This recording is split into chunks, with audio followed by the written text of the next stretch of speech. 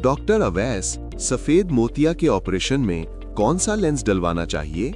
हाँ जी, ये जो है काफ़ी इम्पोर्टेंट क्वेश्चन है कि लेंस कौन सा डलवाना चाहिए। काफ़ी मरीज़ इस बारे में कन्फ्यूज़ होते हैं कि बहुत सारी लेंस की ऑप्शन आ जाती हैं। तो उसमें एक तो जी याद रखेंगे, आजकल जो तरीका इलाज चल रहा है उसमें फेकोएमल्सिफिकेशन या लेज़र सर्जरी जिसको आम ज़ुबान में जाना जाता है, इस पर फोल्डेबल लेंस डलता है, जो यानी बहुत छोटे से सुराख के ज़रिए जिसमें बिल्कुल एक हम माइक्रो कट देते हैं और उसको स्टिच लगाने की ज़रूरत नहीं पड़ती और उसके थ्रू लेंस इम्प्लांट किया जाता है। पुराने ज़माने में वो टांके लगाने पड़ते थे और उसमें हार्ड लेंस डाला जाता था।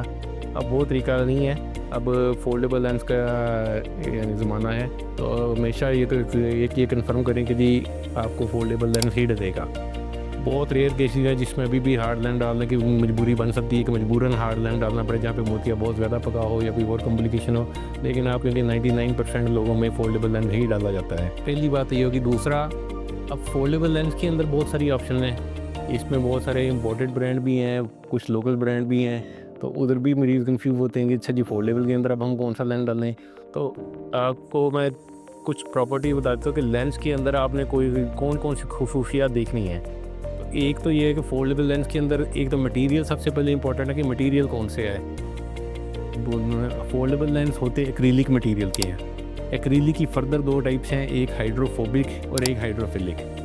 तो हाइड्रोफोबिक जो है वो बेहतर गिना जाएगा और हाइड्रोफिलिक कह लेंगे उसकी निस्बत हल्का है। हाइड्रोफिलिक के साथ एक मोती की मैल दोबारा आने के चांसेस होते हैं कि जिसको आप आम जुबान में कह सकते हैं कि लेंस को दोबारा पॉलिश करने की ज़रूरत पड़ती है।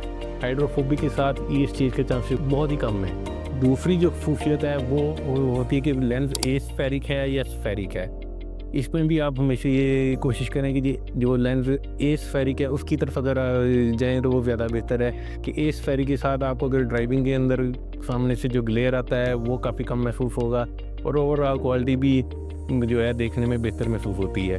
तो हमेशा जो है स्फेरिक के मुकाबले में एस्फेरिक जाएँ। तीसरी चीज़ ये है कि लेंस के अंदर अल्ट्रा वायलेट फ़िल्टर लगा हुआ है कि नहीं लगा हुआ।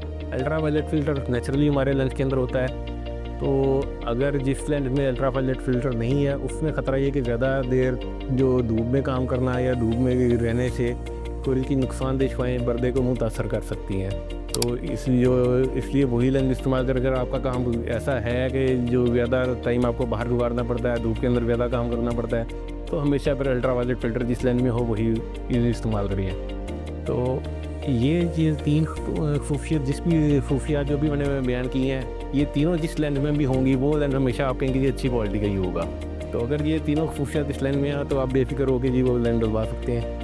बाकी कुछ मशहूर कंपनियाँ हैं जिस तरह एल्कॉन है जो अमेरिकन ब्रांड है, ज़ाइस है जर्मन ब्रांड है, या होया है जो जापानी ब्रांड है। ये मेजर 3 कंपनियाँ हैं। इसके अलावा बहुत सारी माइनर कंपनियाँ भी हैं, लेकिन आप मेनली फोकस इन 3 जो खूबियात मैंने बताई हैं कि हाइड्रोफोबिक, एस्फेरिक और अल्ट्रा वायलेट फ़िल्टर, जिस लेंस के अंदर भी ये तीनों लेंस खूबियात मौजूद हैं आप उस लेंस को चूज़ कर सकते हैं, तो वो आपके लिए बेहतर है।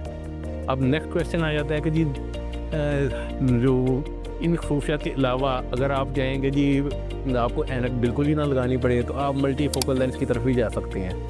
वो ज़रा कॉस्टली होते हैं, लेकिन अगर ये है कि वो आपको दूर का भी अच्छा दिखाएंगे और नज़दीक का भी अच्छा दिखाएंगे, तो आपको किसी भी किस्म की ऐनक की ज़रूरत नहीं है। जो आम तौर पर रूटीन में इस्तेमाल होते हैं वो या आपको दूर का अच्छा दिखाएंगे या नज़दीक का अच्छा दिखाएंगे। वो मोनोफोकल लेंस होते हैं, तो आपको एक साइड की ऐनक की ज़रूरत पड़ेगी। तो अगर आप बिल्कुल ही ऐनक से निजात चाहते हैं तो फिर आप मल्टीफोकल की तरफ जाएँ, लेकिन वो फिर आपको कॉस्टली पड़ जाएगा।